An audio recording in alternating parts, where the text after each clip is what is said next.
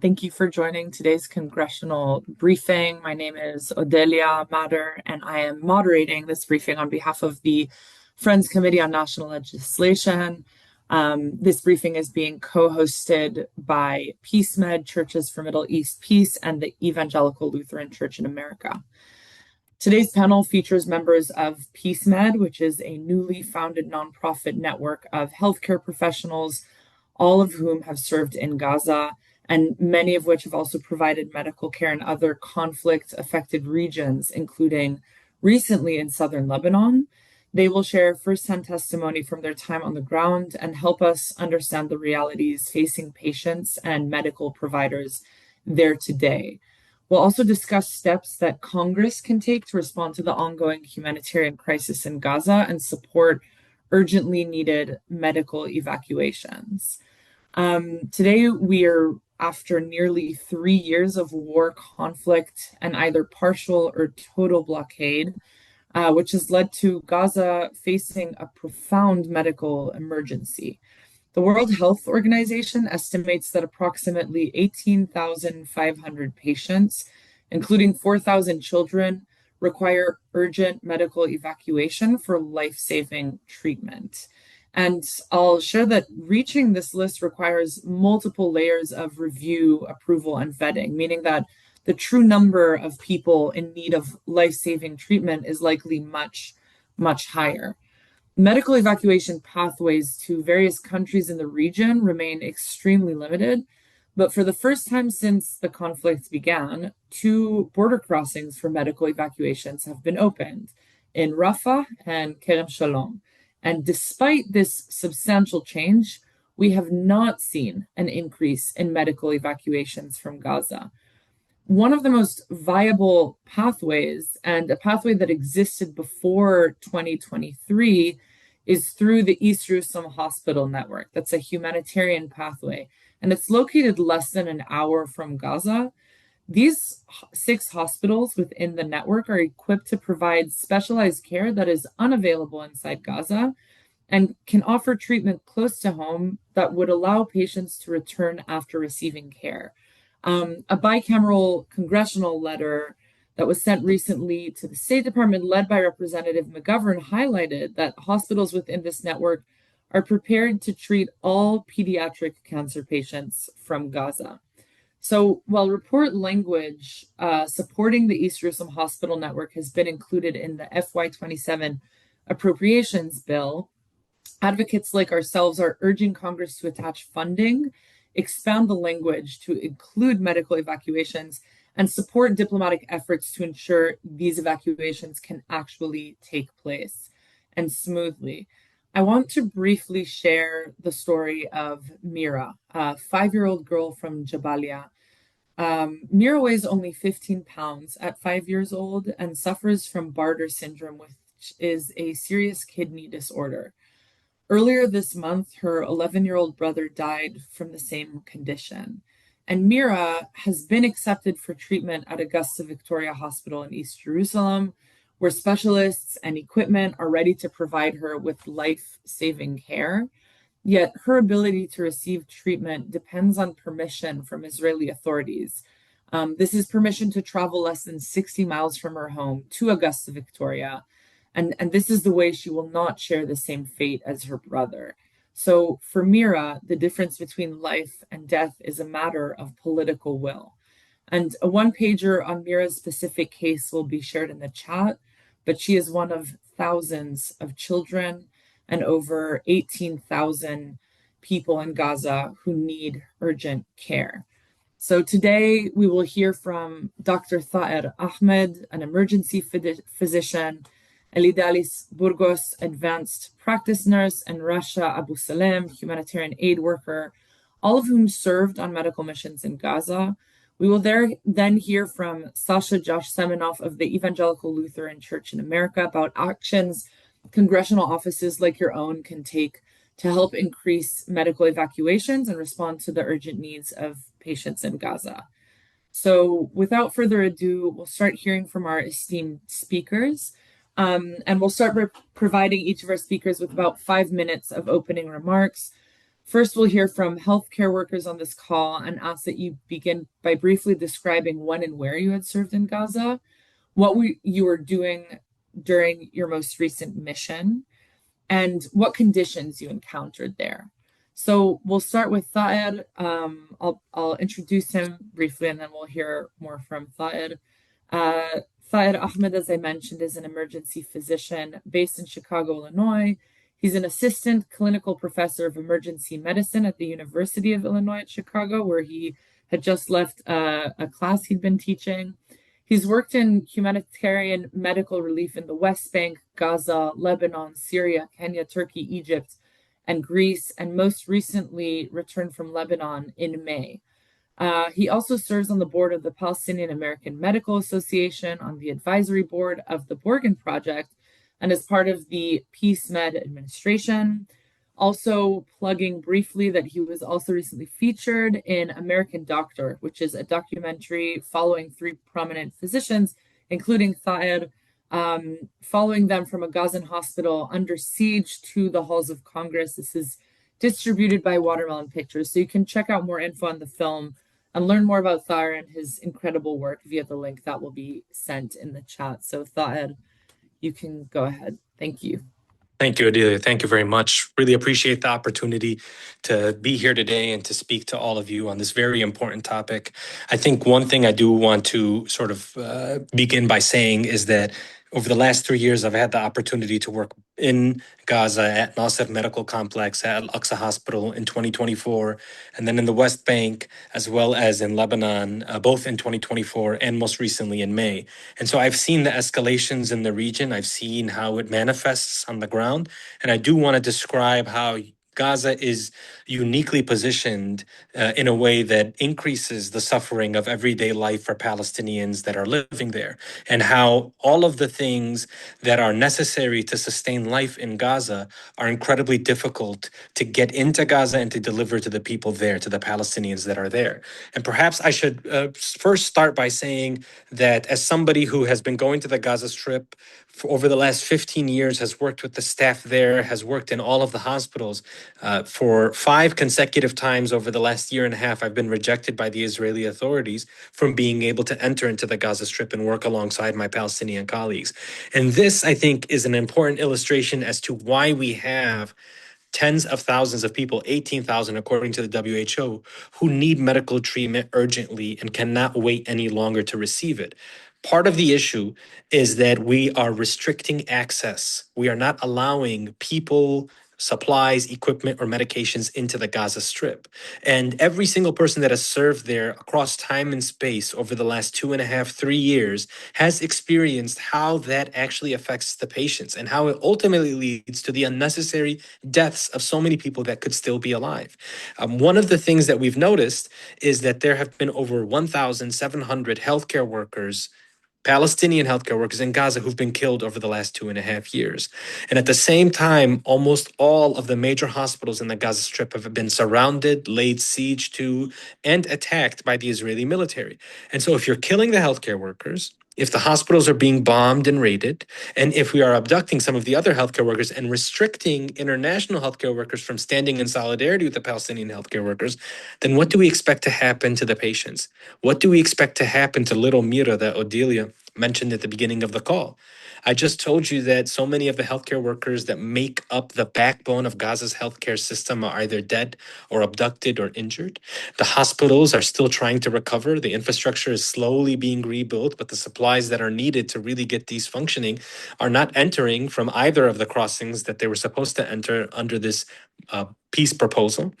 And additionally, the people on this list are not able to exit as they once used to be able to do so. Now, before October 2023, this pathway, this road to East Jerusalem that existed, I personally was involved in cases that were able to go to some of these hospitals, whether it was Augustus Victoria, Al Maqasid, St. Joseph Hospital. I personally was involved in cases where we were able to get Palestinian patients from Gaza to get cancer care, for example, for pediatric children in some of these hospitals. Some of them would get treatment and return in the same day. They would hop on a bus and go back to Gaza in the same day. So it's something that existed before. It's something that worked. You don't have to reinvent the wheel. And as a Palestinian, as a member of the Palestinian diaspora, it's something that I prefer. Now, why? It's because the people who are treating the patients that are coming from Gaza, most of them are also Palestinian. They speak the same language. They understand the background. They understand the different values at place. Getting a 45-minute bus ride from Gaza to Jerusalem for somebody who's involved in public health, disaster response, and emergency response is much more preferred than having a child exit to Egypt and then trying to figure out what European country may be able to accept them to get treatment there. Understanding that the bureaucratic delays could kill this child alone, let alone realizing that this may never materialize in terms of them being able to get that definitive treatment. The other thing I do want to mention is after October 7th, when this corridor shut down, I cannot tell you how many cases we have heard about, we've been involved in, of people who desperately need urgent care, and it is available, and what they have is treatable. And by the time that we followed up or heard that maybe a third country would be able to accept these patients, when we call and speak to their families, they're already dead. I cannot tell you how many kids with pediatric cancers in Gaza, which show up to Nasser Hospital, Aqsa Hospital, Shifa Hospital, Al Ahli Baptist Hospital, get diagnosed with a very treatable form of lymphoma or child or pediatric leukemia, understand that the drugs that they need, that chemotherapy, is right across the border, sitting on some truck that's not being allowed to enter, and just watching them and hearing from their moms and dads about how they're withering away and that they're continuing to deteriorate until you get to the point where it's far too late and there's nothing that you can do.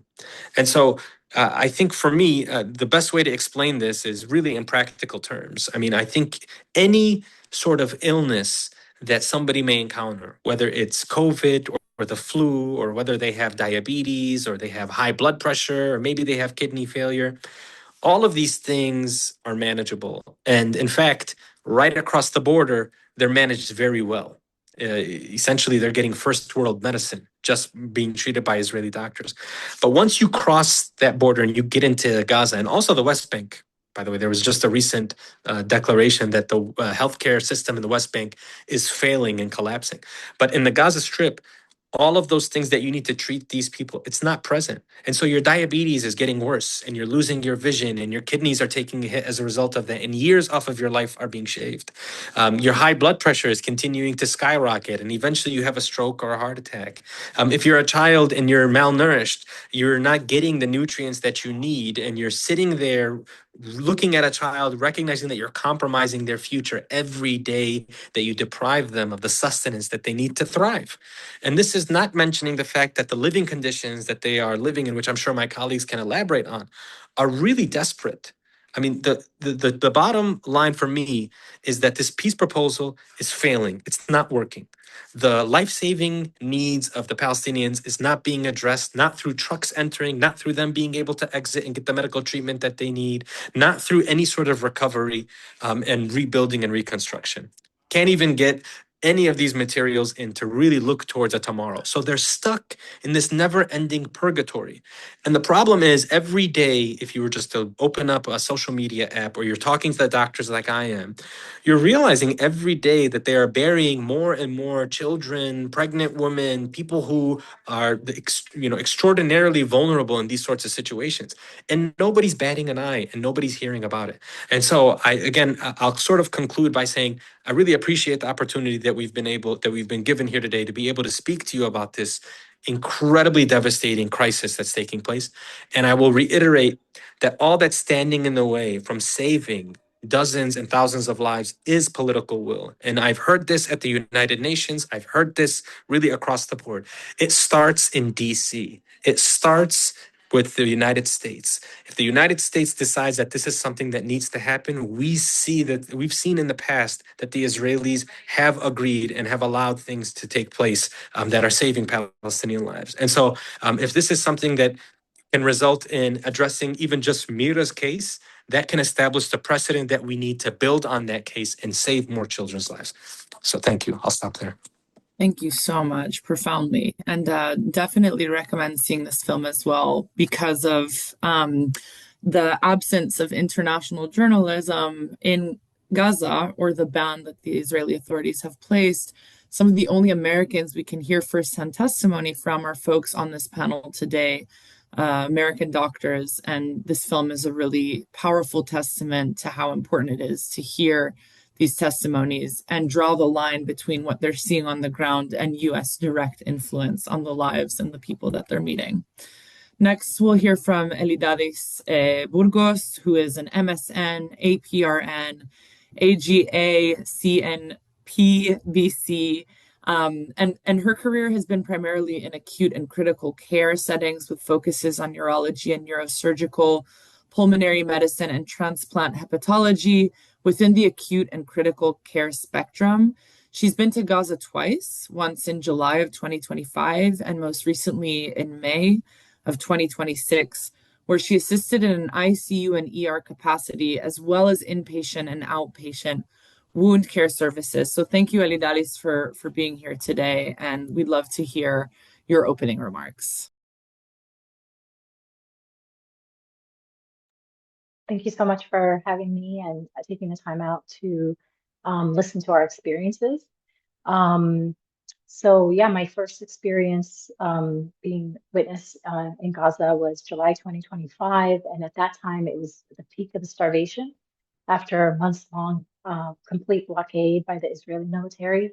It was also at a time where there were daily massacres at these GHF sites that were set up in a way to impose deliberate harm rather than actually provide aid.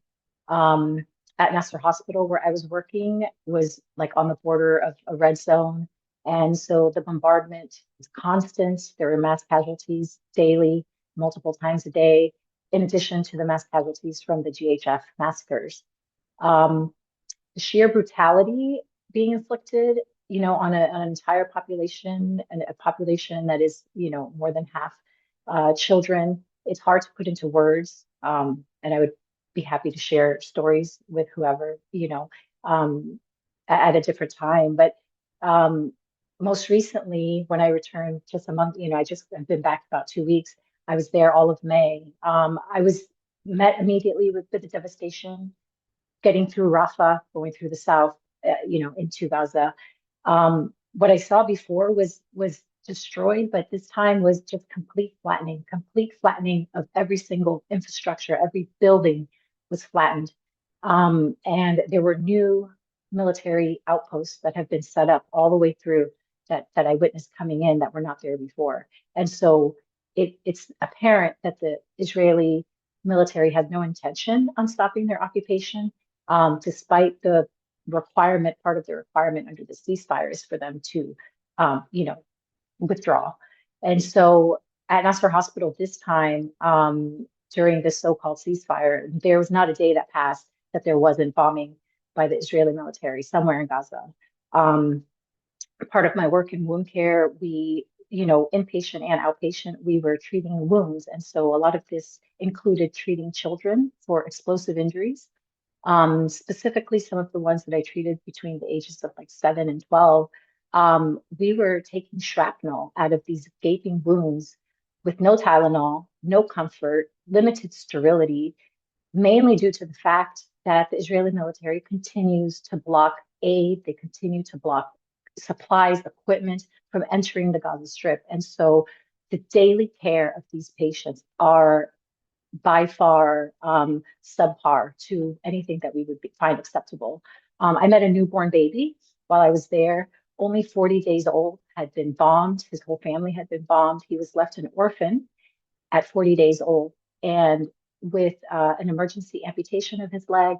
Since then, he's already had 6 surgeries. He's hanging on by a thread to life. And he is also one of the many, many patients like Mira spoken about earlier that are being denied or delayed medical evacuations.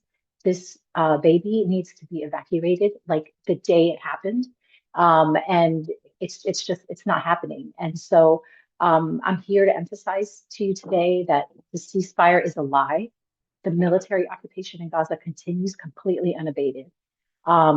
There's no infrastructure, there's no running water. The physical shelter for 1 million plus people has been completely destroyed. And this is our tax money is paying for this. We have a moral and a legal duty to completely divest from genocide. My colleagues in Gaza are tired of picking up the pieces of children. And so we just ask for you to not look away, to understand how much power we have here in the United States, in our government, and how much power is in the halls of Congress. And so just by policy decisions being made in your hallways can literally save thousands of lives. So I think specifically one of the points being made about restoring the corridor to the Eastern Jerusalem network is the fastest and most logical way that we can begin the process of saving lives. So I'll leave it there. Thank you so much. And we'll hear soon from you about more of a comparison between your experiences in July of 2025 and recently, and how conditions have improved, deteriorated, and so forth. That'll be really valuable to hear. Next, we'll hear from Rasha Abu Salem, who is a humanitarian aid worker with 12 years of field experience across more than 50 refugee camps in 10 countries spanning Europe, the Middle East, and South Asia. Most recently, she served as a humanitarian field advisor for Med Global in Gaza in November through December 2025 and completed fieldwork in Lebanon. She's just returned actually to the United States, including work in the country's southern region that's been hit quite hard. So, Russia, we'd love to hear some of your insights and maybe a little bit about your experience in southern Lebanon as it relates to your work in Gaza. Hello, everyone. Thank you so much for taking the time to join us today and hear about our on-the-ground experiences in Gaza.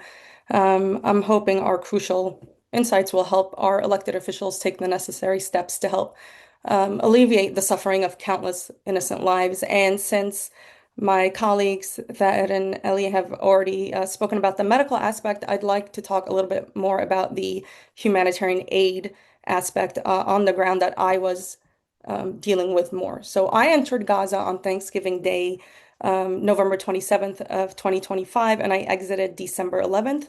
I spent 2 weeks inside Gaza as a humanitarian aid advisor doing ground assessment on behalf of Med Global, which is a medical NGO based out of Chicago.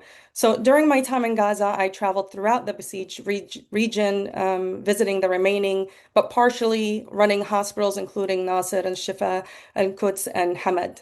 There, the medical staff would recall the countless attacks from the Israeli military on their hospitals, which resulted in the numerous deaths or injuries of not only staff, but patients, in addition to the intentional destruction of hospital equipment. I also visited several field clinics and non-medical sites, including a small school that was set up in a tent and an orphanage. During my time there, I also conducted interviews with displaced Palestinians throughout, say, Gaza City, which is in the north, Deir el-Balah, which is central, and in Khan Yunis in the south. I also made it a point to speak to Palestinians who were injured at the now infamous GHF sites, the Gaza Humanitarian Foundation distribution sites, many of who I spoke to were sniped in the leg as they desperately ran to retrieve aid, and as a result needed to have their legs amputated due to the severity of their injuries. Others had family members that were unfortunately killed, some of them their first time trying to retrieve aid from GHF. So I've worked for many years, as Ode said, in refugee camps around the world, including the world's largest camp in Bangladesh for the Rohingya refugees from Myanmar. And when I was in Gaza, I would get repeatedly asked if I had seen anything like this, meaning the camps and the amount of displaced. So of course I would say yes, but what I have never seen, and I expressed this to them, was the level of intentional inhumanity. So the intentional deprivation of food, water, medical treatment, attacks into what is supposed to be a humanitarian zone or a safe zone. During my time in Gaza, heavy rains would constantly flood flimsy tents. Now, during the heat of the summer, we have high rates of children being bitten by rodents at night. And in Gaza, I witnessed, what was a stark and catastrophic breakdown of humanitarian protections in the region that was intentionally leading to immense human suffering. And I think it's really important to stress that this is intentional. Aid was trickling in at a bare minimum, which was incredibly insufficient for the needs. I get asked a lot by people who realize that there are commercial goods being entered into Gaza. Yes, that is true. There are commercial goods entering, minimally also. But really, the important thing is to ask yourself is how can the people afford basic items when the vast majority of the population has been out of work and enduring attacks for 2.5 years? So the commercial goods are there, but most people can't afford the necessities.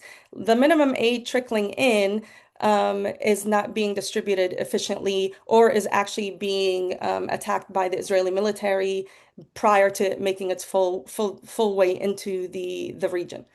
In regards to medical emergencies, I spent my days unfortunately rushing to find catheters for children with kidney failure. That was a really big issue while I was there. A small catheter has been, any type of catheter has been banned by the Israeli military from entering Gaza. So as a result, the children that I was trying to help had ended up dying slowly and painfully, an act that could have and should have been prevented if they were simply allowed to receive proper treatment.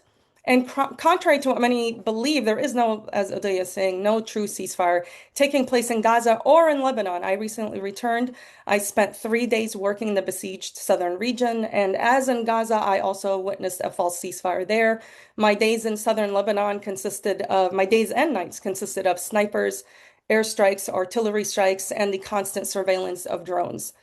And as an aid worker, again, with years of field experience, what I witnessed in Gaza can be summed up in 2 words, and that is calculated cruelty. The reports and accounts and evidence is all there. We simply have to intentionally look for it. And as that is stated, we are not asking for something new. What we are pushing for is the reestablishment of the medical corridor and the proper and humane entrance of aid to help bring relief to countless innocent lives.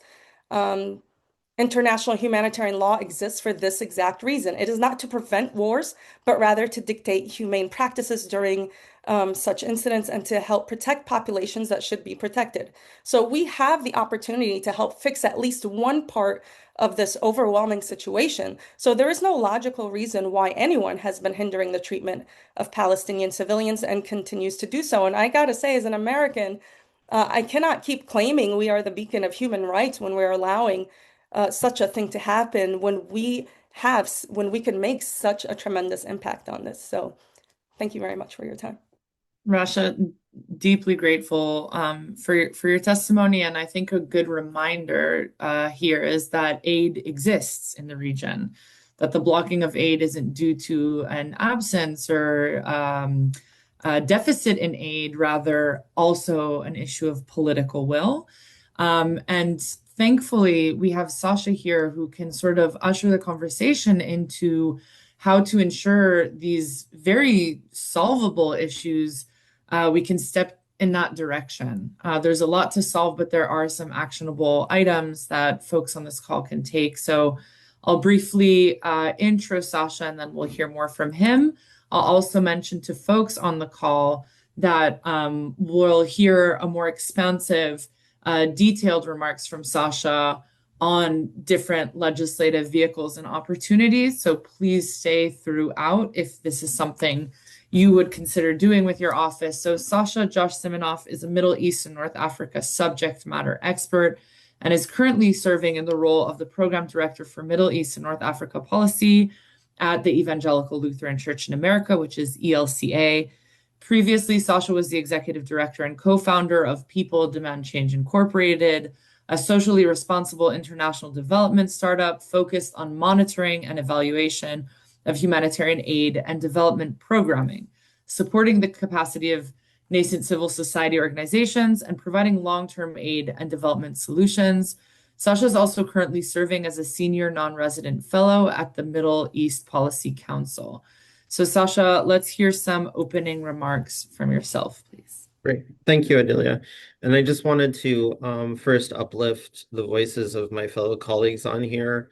As someone who previously worked in the aid and development space, I just really want to highlight the importance of their voices to provide clear understanding of the situation on the ground. I know that sometimes we can get deep in the weeds here in Washington, D.C. with policy. But our colleagues on the ground are the ones keeping us all honest in terms of what are the realities we're actually facing and how we can go about connecting policy to what we're actually seeing on the ground. So I do want to just again really thank them for their time and their efforts and their energy. In terms of path forward, I think where the ELCA sits is that we have as a church been committed to the support of the East Jerusalem Hospital Network for many decades now. We are a church that is part of the global communion of the Lutheran World Federation. The Lutheran World Federation has 154 member churches, and all of them basically help pool resources to support and manage and run the Augusta Victoria Hospital, which is one of the 6 hospitals that are part of the East Jerusalem Hospital Network. I also just wanted to articulate that the East Jerusalem Hospital Network, all 6 are either faith-informed or faith-run hospitals, and those faith values help inform a lot of the same humanitarian standards, medical neutrality, and concepts and ideas that you've heard so far from other colleagues. And in terms of the Augusta Victoria Hospital, as example, they were providing support to patients from Gaza in the issue, especially of cancer care and kidney care, since 2004, when the medical referral system was put in place and people were allowed to transit the corridor. So the restoration of the medical corridor is very straightforward. We are not asking to build anything new. We're asking simply to go back to the system that existed with the support of all parties on the ground for several decades. Simultaneously, we also know that restoring the medical corridor is inherent to providing any capacity or stabilization of the situation on the ground. So long as that there is no ability to provide consistent medical care to people in Gaza, it will inhibit the ability to move forward in any of the other processes that are required to find a way forward. So for where we're standing, the medical corridor restoration and the provision of continued bipartisan support from Congress for the East Jerusalem Hospital Network will support a peace plan and is in line with what the 20-point peace plan and UNSC 2803 already lays out. So that's on one hand. On the other hand, I just wanted to articulate that Congress has, over the last decade and a half, provided bipartisan support in terms of funding for the East Jerusalem Hospital Network. Specifically, I want to point out and explain that the East Jerusalem Hospital Network explicitly has a carve-out from the Taylor Force Act of 2018. For those of you in Congress, you'll understand what this means. But it is very important to articulate this because there's been consistent interest from Congress to engage and continue to maintain the stability and capacity of the Palestinian healthcare system in the region. And what I and all my colleagues are hoping is that Congress will continue to play this pivotal role in doing this. As of now, we've been very grateful that the House Appropriations Committee has provided reporting language that is supporting the work of the East Jerusalem Hospital Network. But we are hopeful that as the Senate considers its appropriations bill moving forward, that there will be a concrete funding number for the hospital embedded in the bill, and second, that there will be explicit text written that will ask for the restoration of the medical corridor, because all of this is connected. As example, before the war, the Augusta Victoria Hospital used to treat anywhere from 30 to 40% of all of its patients' population from Gaza. So the experience is there, and sometimes even I know that my colleagues at the Augusta Victoria Hospital will get phone calls from doctors, what few there are remaining in Gaza, saying, hey, we know this patient used to have care at your hospital. Can you find their paperwork and their patient history? Can you tell us a little bit about what they were experiencing before the war. So we have a basic idea of what we need to do in terms of providing continuity of care for this patient. So, there is already that relationship.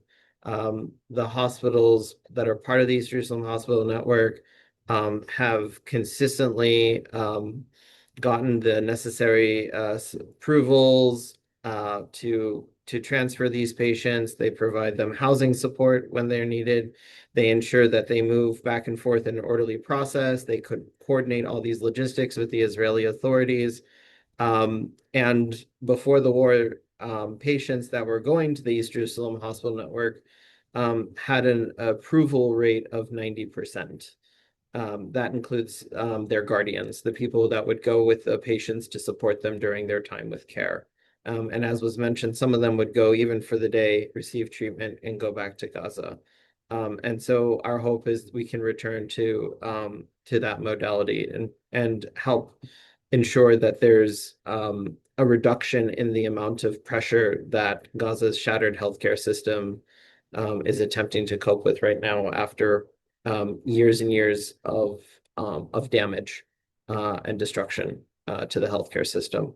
I think I'll stop there for the moment, Odelia, and then of course, if there are questions, happy to answer them. Thank you. Yeah, please do, and feel free to use the Q&A function with this Zoom call to ask any pending questions.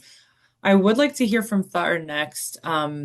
We've heard a bit from Russia earlier about the sort of comparison between different conflict zones and what y'all have seen in Gaza.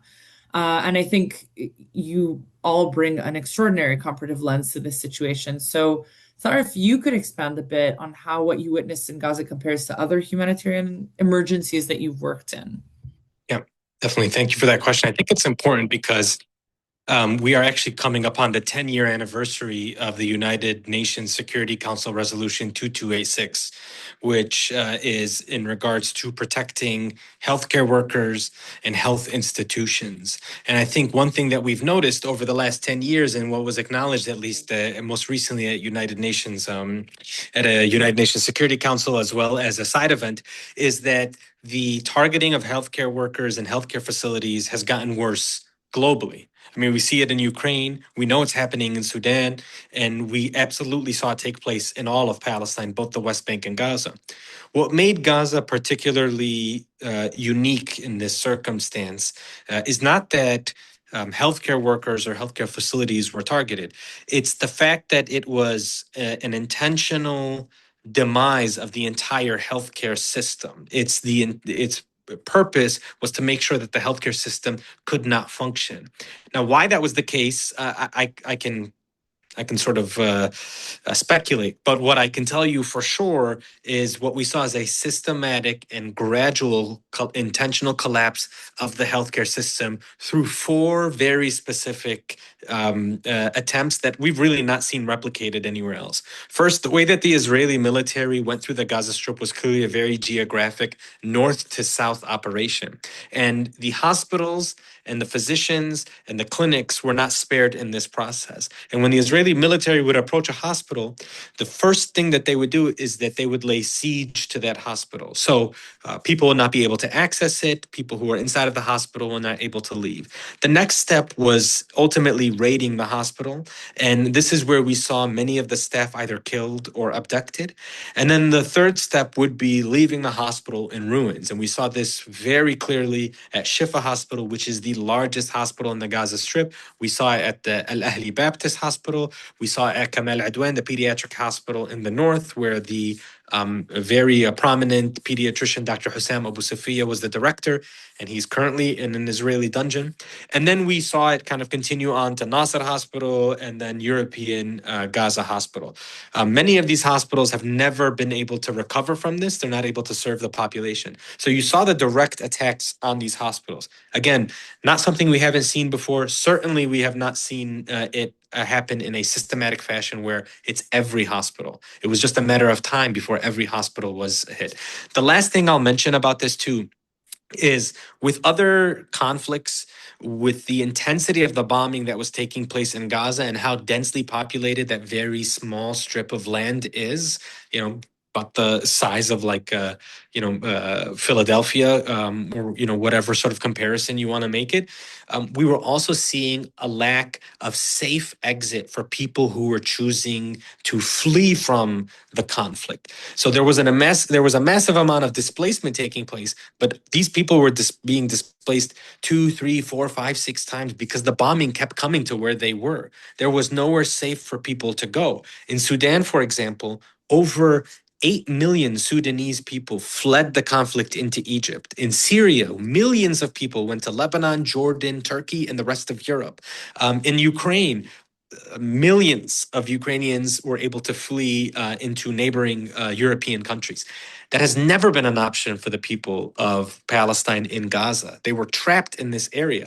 And so hospitals are being destroyed. They keep being displaced over and over because this very intense amount of bombing is right at where their tents are showing up.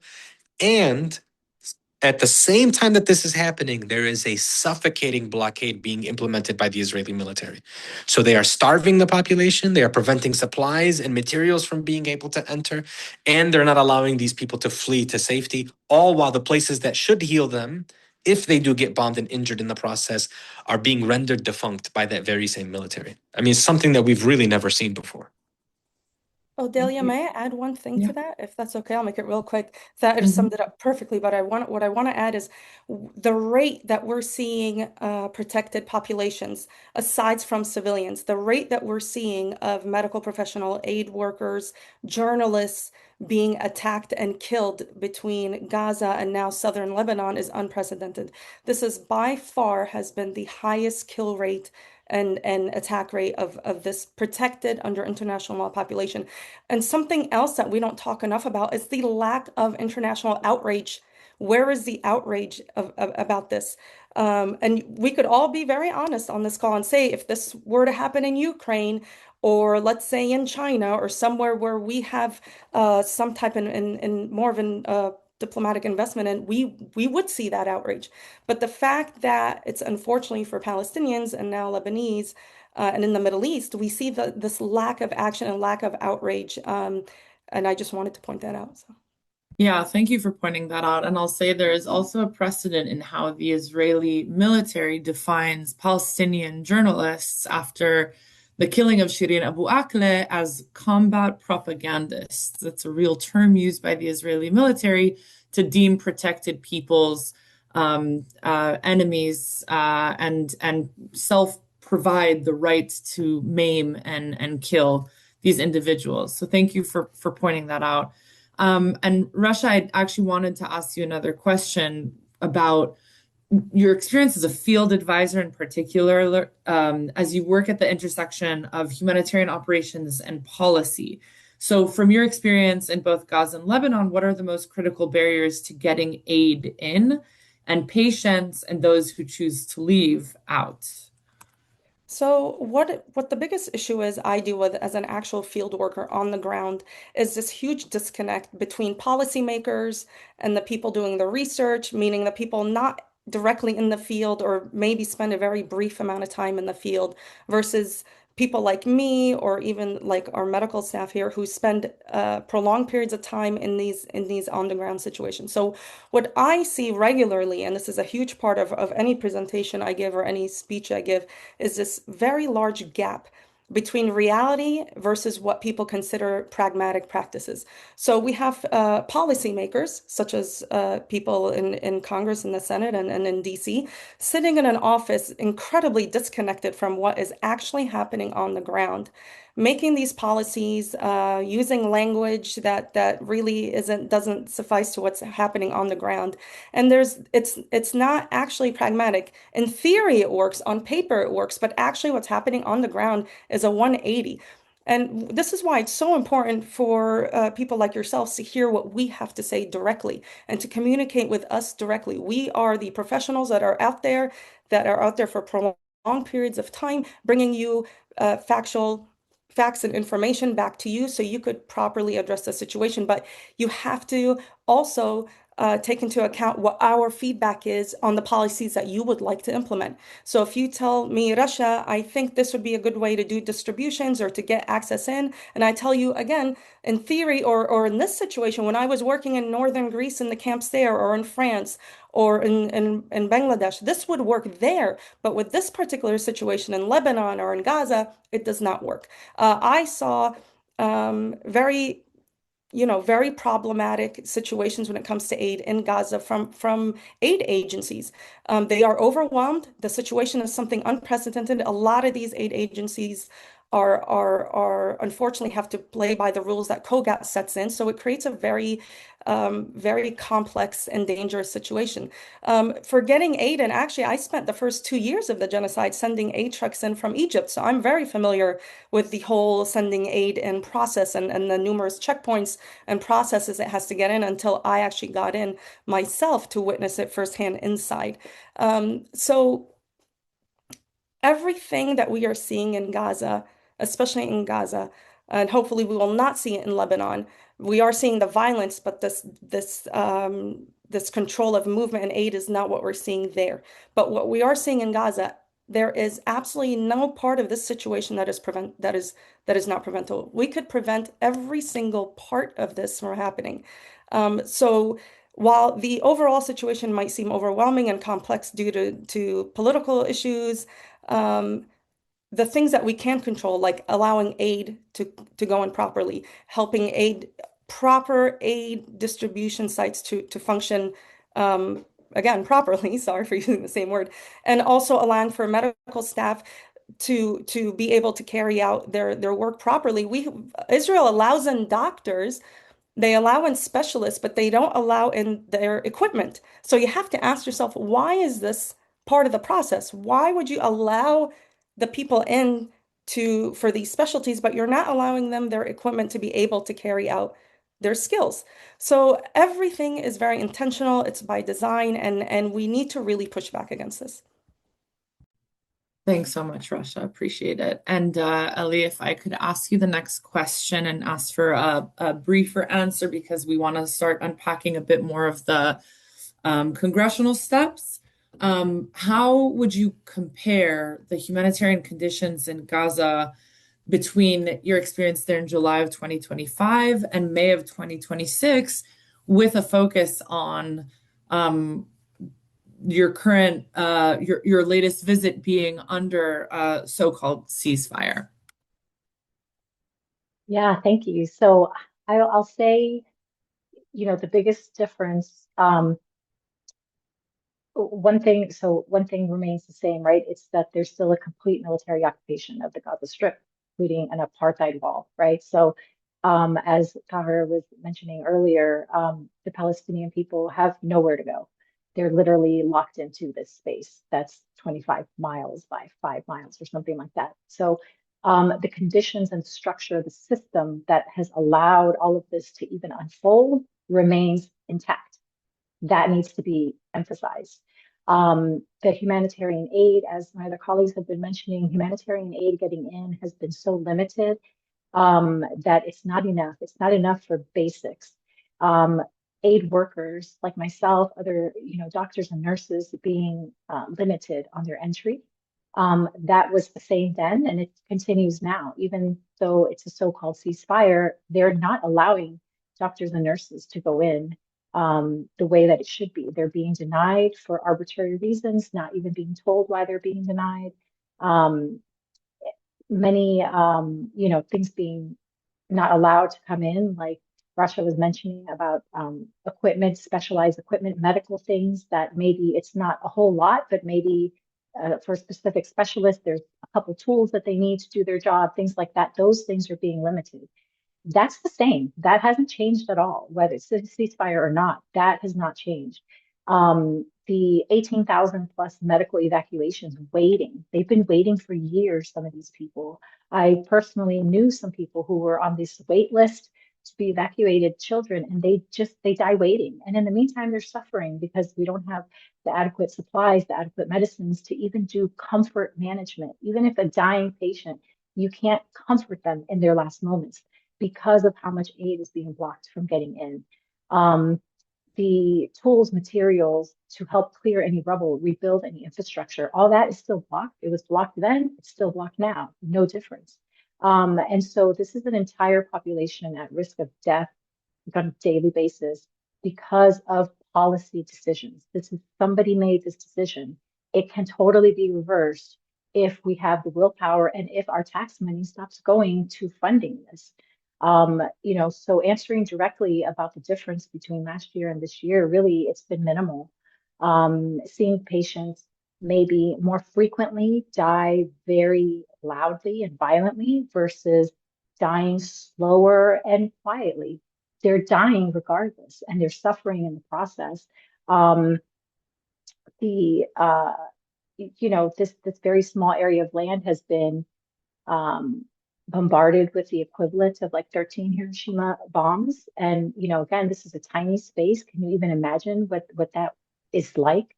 The healthcare sector is completely destroyed. It was then and it still is now.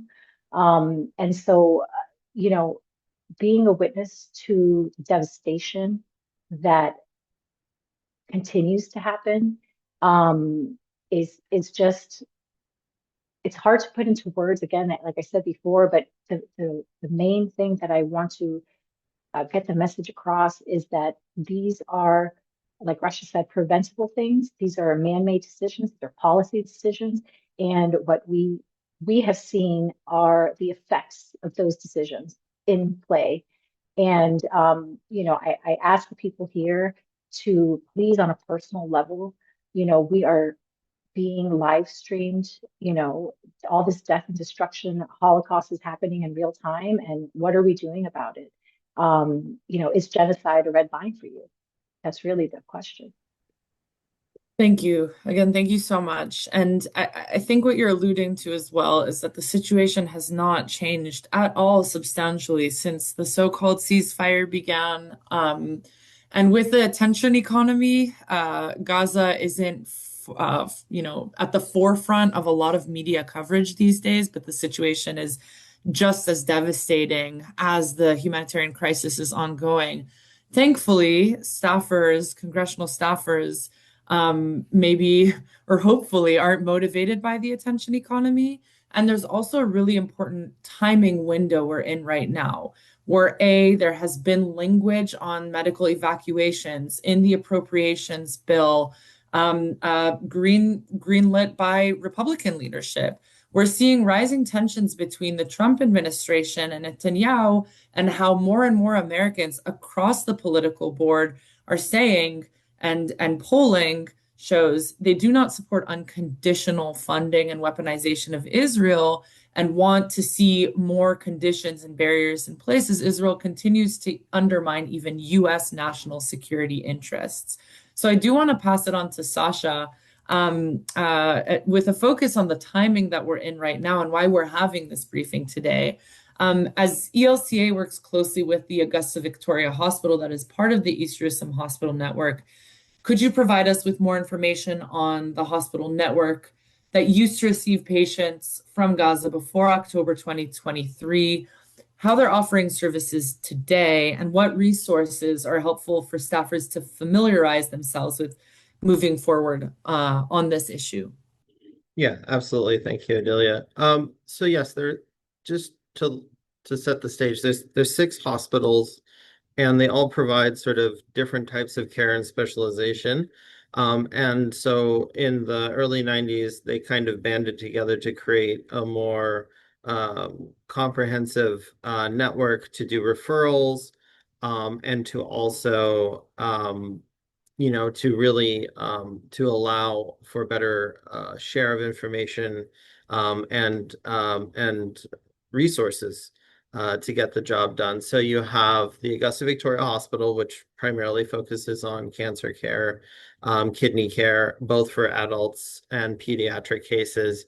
You have the Jerusalem Princess Basma Center. They do a lot of rehabilitation with pediatric cases. And they have also been working for years with patients from Gaza. You have the Red Crescent Society Hospital, They do a number of issues, including neonatal intermediate care, neonatal intensive care, postpartum. They have a postpartum department. They have a surgery department. You have St. John of Jerusalem Eye Hospital Group. They have inpatient for a number of subspecialties. A lot of it dealing with issues with eyes. So you have that. You have Maqasid Islamic Charitable Hospital. They have 250 beds and over 890 employees, and they do a lot of emergency care and sort of like immediate needs of patients. And then you also have St. Joseph's Hospital, which is a Catholic-run general hospital in East Jerusalem. Also has a 24-hour, 7-day-a-week emergency care center, along with others. Specialties and subspecialties, including labor and delivery, neonatal radiology, cardiology, intensive care. So in total, between all 6 hospitals, you have around 660 beds for acute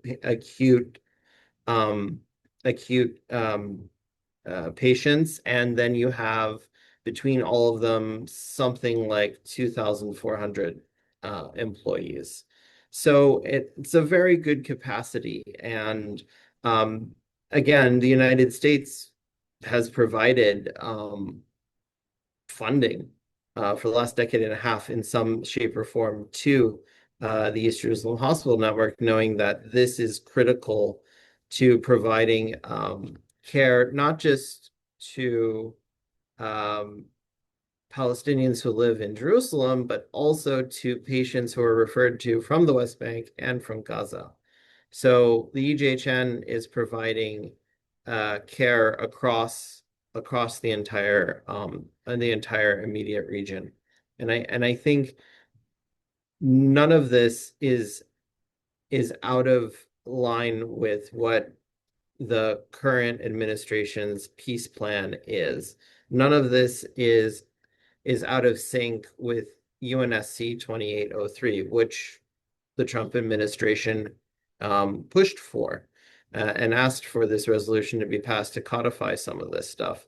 The issue is political will. I mean, even the the US government right now has the Civil Military Coordination Center, which was supposed to help facilitate and support higher levels of aid entering Gaza as part of this process. So from the US side, all the pieces are there if there's interest and political will to enforce what has already been agreed to. And so we think one of the ways to do that is for Congress to show their commitment to the peace process and their commitment to finding a solution moving forward through the appropriations process. So as we mentioned, the House has already has done their bit with the appropriations bill, but right now we are engaging in the Senate as they write their Senate appropriations bill for the state foreign operations bill for fiscal year 2027. For any of the Senate staff who are on, if your bosses are on that subcommittee, we hope that they will continue to support this legislation and support this language. If your bosses are not on that committee but have colleagues on that committee, we would ask that you call them and really push them to support hard bill text and a hard funding number in this upcoming fiscal year for appropriations for the East Jerusalem Hospital Network, including keeping language for the restoration of the medical corridor and making that part and parcel of what's ultimately passed by Congress this year. So that would be my key ask. And I know that there was a question in the chat. Odelia, did you want me to just? Yeah, I see that this has been answered by Thar already. I would add as well, in the case of Mira, for example, the one pager we sent in the chat, another brief action your boss could take is to call the Israeli embassy, to call Israeli authorities that they have a relationship with, to talk to the US State Department and secure the release, the medical evacuation of this one specific case. If you want more cases, we partner with an incredible organization called Rebuilding Alliance that works closely with some of these cases. And we'll also share Sasha's email as well as Russia's email, Sasha in Russia. You can reach out for more information on PeaceMed, doctors on the ground, and medical evacuations and continued work on the appropriations portion. But you can start today with urging your boss make a phone call to Israeli authorities to secure the release of Mira. This is just one small step in the right direction. And that way, I think we're creating room for more and more of these urgently needed medical evacuations.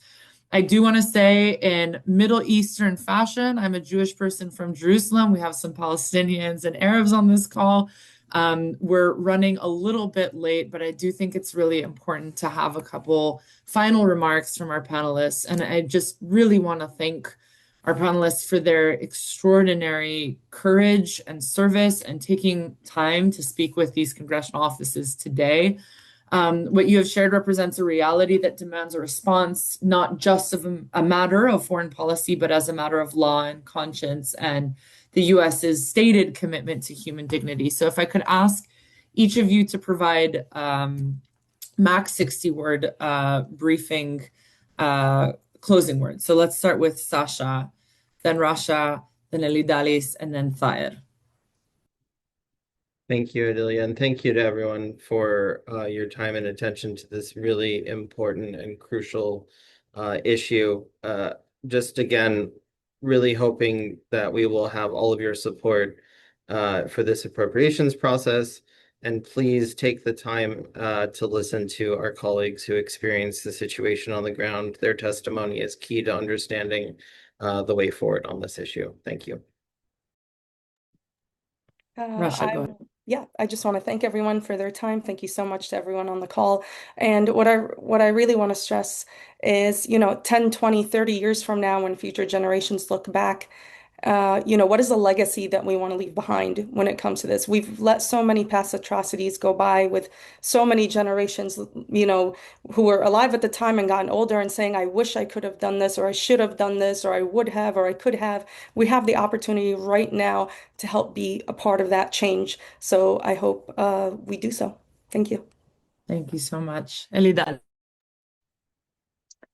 Yes, again, I'll echo my colleagues here. Thank you for your time. And I just do want to emphasize that the blockade of humanitarian aid and of aid workers, and also the delay and denial of these medical evacuations, are literally costing lives by the minute, by the hour. And so this is something very tangible that you can do, you can be a part of. And so just really encourage to take some kind of action on this. And if there's any other information or insight that you would like or need, we are around, and we would love to share more in more than what is allotted in this specific forum. But really, the medical urgency as a whole on a public health level is catastrophic, and it's immense. And this is just one thing that we can do to help bring some relief. So Thank you so much, Elidalis. And Thayer. Just very briefly, I think the one thing that has that we can continue to do is to challenge also the dehumanizing narrative that often takes place when we refer to Palestinians or even people in the Middle East in general. I think that's been an obstructive process to us being able to accomplish some of the things that we need to accomplish. And I think the clear route for the entire region is stability, is recovery, and that is the only way forward. I think we've seen what incredible amounts of violence does. Not only does it kill many innocent people, but it continues a cycle of violence that we can never seem to escape from. So, think of the Palestinian fathers and mothers and the children. Think of the kids who are trying to find that next meal so they can go to school and they can graduate. And I think the more that we're thinking in human terms, the more good that we can do.